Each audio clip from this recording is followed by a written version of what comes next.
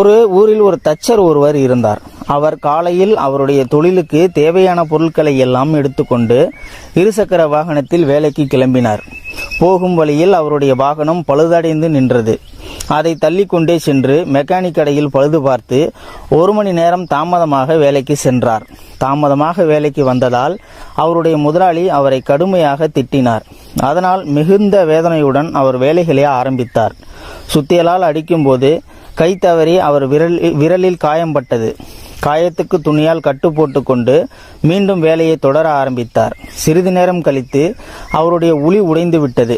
என்னடா இது, காலையிலிருந்து நமக்கு நேரமே சரியில்லையே என்று முணுமுணுத்து கொண்டு மீதி வேலைகளையும் முடித்தார். முதலாளியிடம் சொல்லிவிட்டு வீட்டுக்கு புறப்பட தயாரானார். ஆனால் அவருடைய வண்டி மீண்டும் பழுதானது.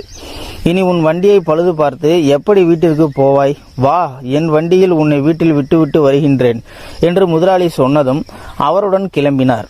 போகும் வழியில், பாவையா நீ, காலையிலிருந்தே உனக்கு எல்லாமே சோதனையாகவே இருக்கு என்று முதலாளி ஆறுதல் சொல்லிக்கொண்டே அழைத்து சென்றார். தச்சர் வீடு வந்ததும், தாகமா இருக்கு, கொஞ்சம் தண்ணி எடுத்து வா என்று முதலாளி சொன்னார். வீட்டுக்குள் வாங்க முதலாளி என்று தச்சர் அவரை உள்ளே அழைத்தார். முதலாளியும் அவர் பின்னாடியே சென்றார். தச்சர் வீட்டு வாசலில் இருக்கும் மரத்தின் மீது சிறிது நேரம் கை வைத்திருந்து விட்டு உள்ளே சென்றார். முதலாளிக்கு ஒன்றும் புரியவில்லை. தச்சர் உள்ளே நுழைந்தவுடன் அவருடைய குழந்தை ஓடி வந்தது. குழந்தையை பார்த்தவுடன் தூக்கி அணைத்து முத்தம் கொடுத்தார். தன் மனைவியை பார்த்ததும் புன்சிரிப்புடன் தன் முதலாளியை அறிமுகப்படுத்திவிட்டு தண்ணி எடுத்துட்டு வர சொன்னார்.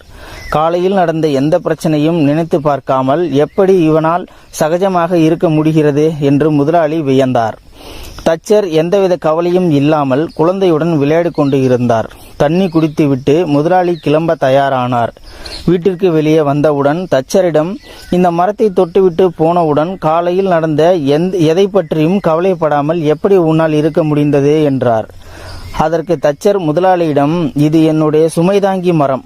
ஒவ்வொரு நாளும் என் வேலையை முடித்து வந்தவுடன் இந்த மரத்தை தொட்டு என் பாரத்தை இறக்கி வைத்து விட்டு தான் செல்வேன். வேலை செய்யும் இடத்தில் ஏகப்பட்ட பிரச்சனைகள் நடக்கும். அதையெல்லாம் வீட்டிற்குள் எடுத்துக்கொண்டு போகக்கூடாது. காலையில் வண்டி பழுதானதற்கும், நான் தாமதமாக வந்ததற்கும், என் கையில் காயம் ஆனதற்கும், உளி உடைந்து போனதற்கும் என் குடும்பத்தார் எப்படி பொறுப்பாக முடியும்? நான் அவர்கள் மேல் கோபப்படுவது எந்த விதத்தில் நியாயம்? காலையில் நான் போகும்போது இந்த மரத்திடம் இருந்து என் பிரச்சனைகளை எடுத்துக்கொண்டு போவேன். ஆனால் என்ன ஒரு ஆச்சரியம் என்றால், நான் மாலை வந்ததும் இந்த மரத்திடம் என் பிரச்சனைகளை வைத்து விடுவேன்.